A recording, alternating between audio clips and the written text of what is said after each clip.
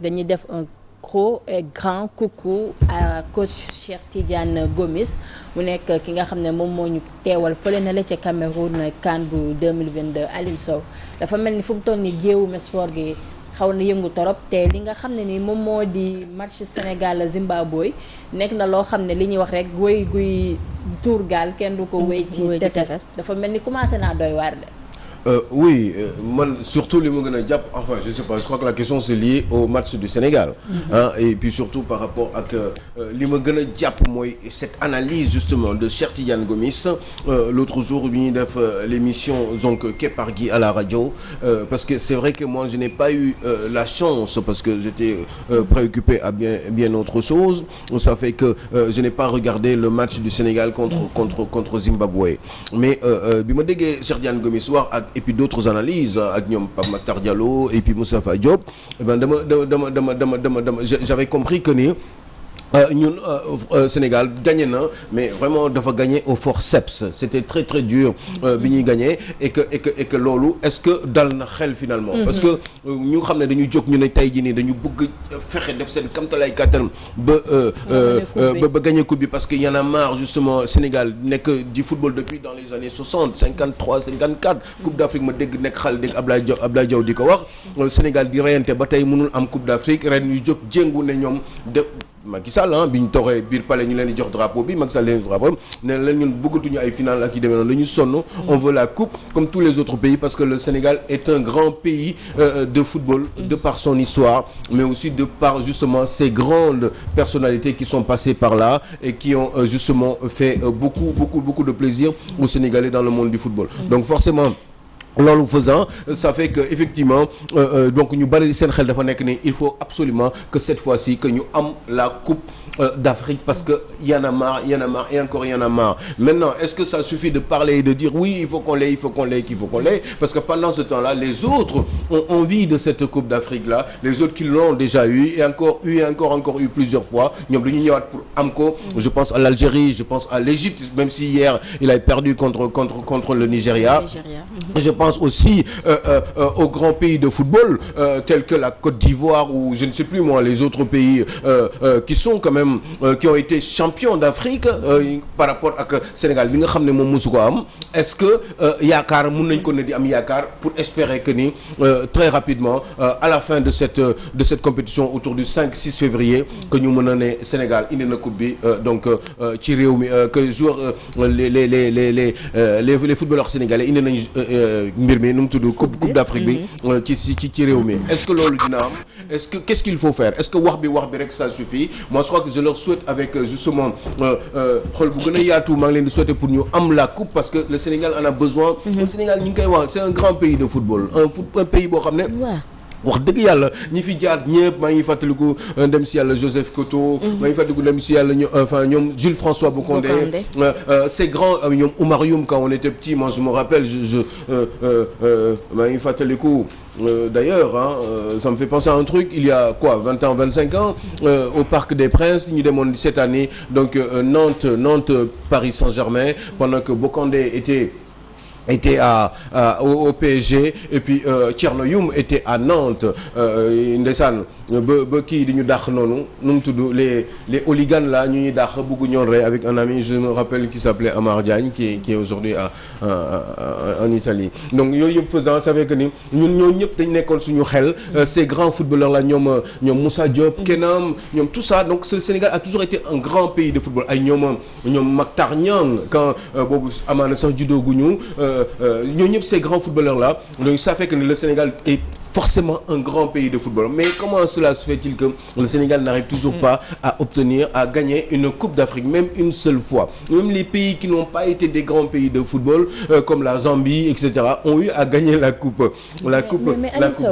d'Afrique lorsque bi ñu fi invité ki nga xam ne moom moo di Elimane Lam mu nekk analyste sportif moom il a dit carrément que depuis 85 Sénégal moo ngi gagné li nga xam ne moom moo di Zimbabwe et tey jii ni ñu ñëw Sénégal à travers benn coup franc fin temps mu gagné ci li nga xam ne moom moo di Zimbabwe et on se dit que ñun tey jii dañoo bëgg a remporter CAN bi est-ce que réellement loolu tey jii fu mu toll nii war na dal xel maxu dalu xel bon bokkul contexte yi bokkul joueurs yi bokkuñu moment yi bokkuñu. c'est-à-dire tey par exemple ñu ngi ci Covid tey boo xoolee su ma juumulee 3 titulaires xaw ma 4 ñi nga xam ne ay titulaires lañu rek ñoo nekk ci équipe bi am na au moins 6 wala 8 ñi nga xam tey dañu absenté. parce que dañu am Covid. donc ñooñu nga xam ne peut-être c'est vrai ku nekk mën nga remplacer sa morom parce que boo xoolee am nañ banc bu riche am nañ ay joueurs. mais équipe cohésion la entente la. man seen match bi dama leen koy baal parce que au moins. possession bi amoon nañu ko à 65%. c'est-à-dire di nga seetaan mais sa xel dina daal parce que Sénégal au moins moo téye bal bi. même bu dugalul. c'est-à-dire loolu même titulaires yi daan nañu football ngay tiit parce que duñu téye bal bi mais ñi au moins amoon nañu tey attitude yu téye bal bi. léegi nag li des moom mooy coup de pouce boobu mooy que ñoom il faut ñu comprendre que ni. nekkuñu Europe. nekkuñu France nekkuñu Italie nekkuñu Espagne wala kii Angleterre sax on se donne. parce que Sadio Mané tàmm na loolu ñoom Salah tàmm nañ loolu parce que loolu même boo xoolee suñu Kouyaté également xam na loolu parce que ñoom noonu la ñuy fubalee mais loolu moo des ci équipe bi li des moom mooy envie boobu hargne boobu c'est-à-dire boo xoolee yeneen pays yeneen nations yi moo xoolee ci match Nigéria wala nga xool tey ji Égypte wala beneen kii bu ñuy football da ngay seen joueur ni ñuy essoufflé wu c'est-à-dire dañuy dem ba da nga naan kii dafa xoox comme ni ñu ko waxee ni ñu ko tàmmee di wax parce que dañuy joxe wu mais ñun suñu boy yi dañuy raay taf c'est-à-dire loolu gàñewul Afrique il faut gars yi comprendre que en plus classement bi dafa am lu des ñu bëri kontaanuñu ci voilà ndax dañu mel ni dañu jouer malgré que ñenn ñi nga xam ne ñoo waroon bokk ci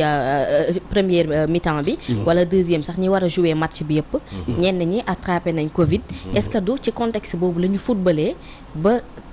mën nañ la chance lañu am ci dernier moment yi ñu dugal waaw c'est vrai loolu moom am na c'est-à-dire tey ji par exemple classement bi mais man ak nu ñu classé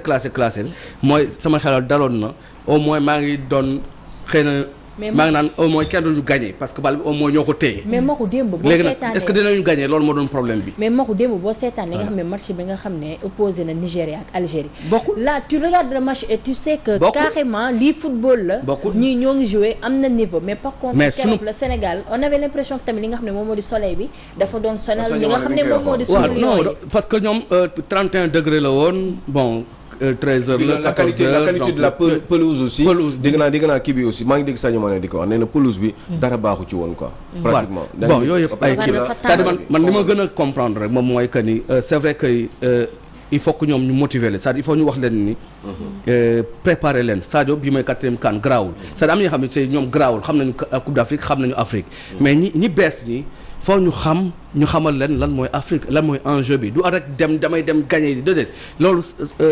duñ ko décréter da nga koy ñafe c'est-à-dire da nga koy ñafe ci terrain bi la da nga war a xaatu da nga war a dem ba jeex boo sonnee ñu remplacer la mais pour man dafa mou quoi dafa nooy comme on dit. Moi je crois que je sais pas moi je pense que ils ont eu beaucoup de bol quoi. Ils ont eu beaucoup de chance et j'espère que ni c'est juste parce que c'était un début et puis effectivement ñi ngi doon wax ni préparé wuñu parce que am na ay matchs de préparation ñu waroon def xam nga yooyu peut-être que ça les a un peu perturbés j'en sais rien mais en tout cas yu mel noonu comme c'est des professionnels te am nañu ay solutions de rechange waru leen loolu perturber parce que bu Ismaïla Sarr nekkul fii war nañu préparer koo xam ne bu fi Ismaïla Sarr nekkul day mel ni Ismaïla Sarr mu ngi fii parce que on doit prendre des joueurs de niveau yaa ngi dégg warul am une grande différence entre Ismaïla Sarr bu fi nekkul ak keneen ki nga xam ne moo ko war a remplacer parce que loolu dañ ko war a sóoraale à tout moment te loolu liggéey entraîneur bi la surtout liggéeyu sélectionneur parce que c'est son liggéeyam mooy sélectionner les meilleurs de ce pays pour yóbbu leen en Coupe d'Afrique et espérer effectivement récupérer cette coupe là léegi nag problème moom mooy ñun il faut ñu dalal suñu xel te wax dëgg yàlla franchement man bu ñu ko jëlul dina ma metti torop parce que il faut que ñu jël ko parce que niveau bi ñu am ak joueurs yi ñu am ci xeeñagul neex yaa ngi dégg dañ ko war a am parce que bu ñu ko amul quand même non ndax ça a été très calme ça a été très doux xamul te xel xaw a ci ñagas tuuti nii maxu parce que li koy xaw a ñagas tuuti maxu du dara lu dul lu dul man xam nga parce que c'était trop mou. lu toll nii comme Zimbabwe xam nga yaa ngi koy wax sànq Zimbabwe c'est un pays quand même d'un niveau avec un niveau de football très équilibré quoi pour pas dire trop bas. comprendre nga donc le Sénégal est un grand pays de football donc ndegam ñooñu la ñuy defandoo nii mu xaw équilibré est-ce qu'ils n'étaient pas en confiance wala il y avait des manquants tellement importants tels que Ismaïla Sarr et que forcément wala moo tax mu demee nii et qu'ils étaient pas préparés wala yu bari yoo xam ne bon ñu ngi koy jàmbat par rapport ak la qualité de la pelouse par rapport ak le temps qu'il faisait parce qu'il faisait un temps extrêmement humide et très très chaud donc ça fait que effectivement il n'était pas vachement à l'aise mais je pense que ni yooyu dañ ko war a sóoraale et que man penalty bi ñu gagné parce que bu ñu defoon match mais ku dem ba match nul ak Zimbabwe parce que lii presque match nul la quoi bon penalty ñu xam du qualité football bi moo tax gars yi gagné mais parce qu'ils ont eu beaucoup de chance peut-être beaucoup plus expérimenté aussi entamé na lu mel ni par exemple Coupe d'Afrique wala Coupe d'Europe wala Coupe du Monde premier match mu perte ko mujj jël coupe bi xam nga problème bi lan la ma pour man il faut que ñu bañ a mettre Sadio Mané devant les faits si yoon parce que tey Sadio boo xoolee si match boobu daanaka moom sax d'ailleurs moom la ñu élire l'homme du match parce que au moins moo doon ñëw jël si bal bi di def ay dribble yooyu mais yooyu danger la mooy que tey bu gaañoon tey jii kon Sénégal day am perte bu rëy c'est-à-dire yooyu il faut aussi il a fait un beau match. voilà ñoom Bouna le gardien Sadio c'est-à-dire ils ont fait un match c'est-à-dire li am solo moom ñoom dañu war a comprendre que ni ils ont 7 finales c'est-à-dire Sénégal actuellement ku muy football rek ña jàpp ni finale la c'est-à-dire pour ñu footballee loolu rek di jouer match par match bañ a calculer pour man mën nañ ci génn parce que boo xoolee banc bi ñu c'est-à-dire équipe bi ñu teg ñu xam ne majeure partie bi si maanaam ay remplaçants lañu ñu ñëw au moins tenir ak conditions yi nu mu mel yooyu yëpp ak pression bi leen di teg yooyu yëpp ñu tenir nii man pour man il faut les encourager et que ñu gën a travailler parce que gis naa Aliou aussi tamit mu def yu xam ne peut-être daawu ko def ces changements il attendait à dire 10 minutes dernière minute mu changement commence au moins doon na teel de changement mi parce que loolu la pour man joueur yi bu leen dugal si terrain bi ku ne da ngay def li nga war a def dem ba jeex boo sonnee ñu remplacer la comme ñeneen ni ñu koy defee pour man oui c'est vrai mais man xam nga aussi man dama yàgg xam nga boo gisee bon c'est vrai que ñu xëy na peut-être li ma ko jege la ak yooyu on travaille ensemble mais man Cheikh Diagne Gomis dama gis ni lu ju bari da koy wax en général te c'est un homme quand même qui est expérimenté pour xam football te dama dégg des fois muy wax ay wax yoo xam ne mais après au finish on se rend bien compte qu'il avait raison et man loolu daf may xaw a tiital tuuti te keroog bi ma déggee nee naa man seetaanuma match bi après je l'ai regardé après mais avant Cheikh Diagne Gomis di wax bi match bi jeexee man déglu naa ko mais franchement li mu ma wax man li mu wax ci rajo bi noonu parce qu'il était en direct ñun on était dans l'émission de la radio là Kepar gi yaa ngi dégg à 16h chaque jour donc du coup man bi ma déggee loolu bi ma déggee Cheikh Diagne Gomis wax man sama xel honnêtement dalul parce que ñun aussi maîtriser wuñu football ku nekk ak li nga mën Cheikh Diagne Gomis dafa xam football yaa ngi dégg te li mu wax foofu noonu jour boobu wax dëgg yàlla man dalul sama xel maxu par rapport ak le fait que te booy xool sax dans le fond maxu affaire bi équilibré la woon lu toll ni Zimbabwe Sénégal bu tolloo noonu ak moom te ñun ñu amoon suñu star yëpp ci biir match bi avec un Sadio Mané certainement extraordinairement bon ce jour-là mais Sadio Mané mais il s'agit d'une équipe de football du affaire u tennis affaire u groupe la quoi groupe bi est-ce que am na benn cette fluidité là cette xam nga kii bu gaaw boobu nga xam ne taf-taf ku ñu ñëw dañu lay taf-tafe doon la nga daal ba tey amuñu ko ba tey donc man loolu moom xaw a tiital tuuti et j'ai peur que après je veux pas être de xam nga bugguma kii daal bugguma catu bugguma machin xam nga mais damay am lu may tiit te lu may tiit noonu nekk si man ni il faut pas que mu doon dëgg il faut pas que mu doon dëgg xam nga il faut pas que ce soit vrai parce que man après dama gis Seydina Gomis dafa wax ba pare après man ma doog a seetaan match bi xam nga parce que man moment boobu direct bi mënu ma ko woon seetaan mais bi après dafa wax moom bi mu waxee nag ci émission bi après man ma dem seetaan match bi mais je me dis mais gars yi li ma wax dëgg la quoi seetaan parce que quand même gars yi n'ont pas été si bons que ça même si l'autre a été il y avait pas je sais pas c'est-à-dire amoon nañu difficulté tey ji par exemple axe bi bu ñu jëlee bal bi mu am par exemple benn milieu terrain bu ñëw jël c'est-à-dire mu nekk benn triangle ñu mën a ko génne facilement finalement après ñoom dañu doon hésiter sax ba ñuy waaj a jël sax Diallo ba ñuy waaj a jël bal bi si moom loolu moom it benn difficulté la woon difficulté bi moom mooy li ma wax rek moom mooy li des mooy ñoo engagement bi moo desoon c'est-à-dire il fallait que engagement bi moo des dafa c'était mou quoi dafa c'était nonchalant nañ ma baal c'est-à-dire dafa yomboon trop tiki tak nii taf di non c'était mou il faut parce que ñoom bi ñu bëggee dugal dañ def pression si arrêt de jeu yi facilement ñu am pénalité c'est-à-dire bu ñu ko defoon ray match bi man loolu laa wax foofu la laay wax c'est-à-dire foofu moom wax dëgg yàlla loolu moom mooy li may wax mooy que pour man dañu war a dem ba jeex ça dem ba jeex boo sonnee ñu génne la. c'est-à-dire amul ay noonu. est-ce qu'ils sont véritablement sous pression. parce que aussi xam nga lu la bett mën la xam nga ñi xamante ne yow da nga fa woon ne si ba baam bi ngay màggati wala ngay maxee. ñu ni tag kii ñu la yaay parte wala yeneen wala équipe bi parce que loolu tamit moom mooy problème mu. Aliou Cissé dañu leen waajaloon. waaw mais xam nga football nag problème bi mooy dañu leen waajaloon. parce que bu fekkoon daan nañ leen waajal fii ci réew mi ñuy dugg yenn match yi ñu di ko jouer. tey di problème bu ñu am duñu ko am parce que Covid kenn xamul kañ nan la lay dalee xamuñu musuñu yaakaar sax que suñu gaynde yi dinañu am problème mu feebar yeeg yooyu. su fekkee yàggu leen football seen biir mënul ñëw nii ci contact mënul nekk c'est-à-dire ay ñoo ay professionnels lañu xëy na mën nañ ko nii di ko di mën a gérer bal bi ak yooyu selon l'équipe parce que bu fekkoon tamit équipe bu mag la mooy suñu problème c'est-à-dire comme amuñu ñun ay match amicaux duñu même match amicaux bi ñu ko amee duñu jël équipe yu mag pour affronter ak ñoom même bu ñuy dóor ñu rectifier nii rek lay demee mooy que ni ab voilà da ngay football di tiit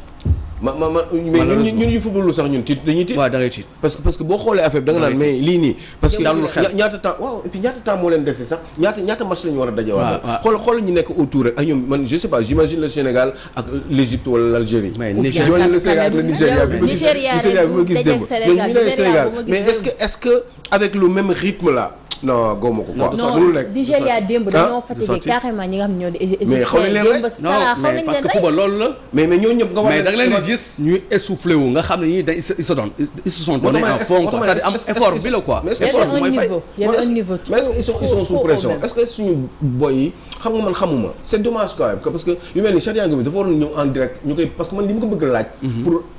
pour rassurer wu. man mënuma ko parce que jotuma ko. mais bëggoon naa xam. man est-ce que gars yi ñoom bu leen gisee nii booy nii parce que moom mun na dem xam nga day nekk ci seen biir di seen état d'esprit wala yooyu loolu mu nga xam mooy est-ce que kii na leen est-ce que waaw xam nga parce que moom bu comme moo leen jege dina la mën a tontu exactement parce que loolu man moo ma dese leer te bu fekkee ni loolu amul ak li ma gis nii man honnêtement avec le même rythme là non c'est impossible nga gagner Coupe d'Afrique loo xamul tax c'est impossible à moins que mu am retournement de situation. ñu am surprise bu garaaw bii match ñëw ñu gis gars yi booy yi mel ni ku dof. nañu xaar match bi mais ni ma gisee noonu rythme boobu moom wax dëgg yàlla il faut que ñu choquer leen psychologiquement ces gosses là te loolu du jàngal leen football la parce que gosses yooyu ñoo gën a ay sax seen entraîneur. c'est-à-dire mais Maxu am na solo.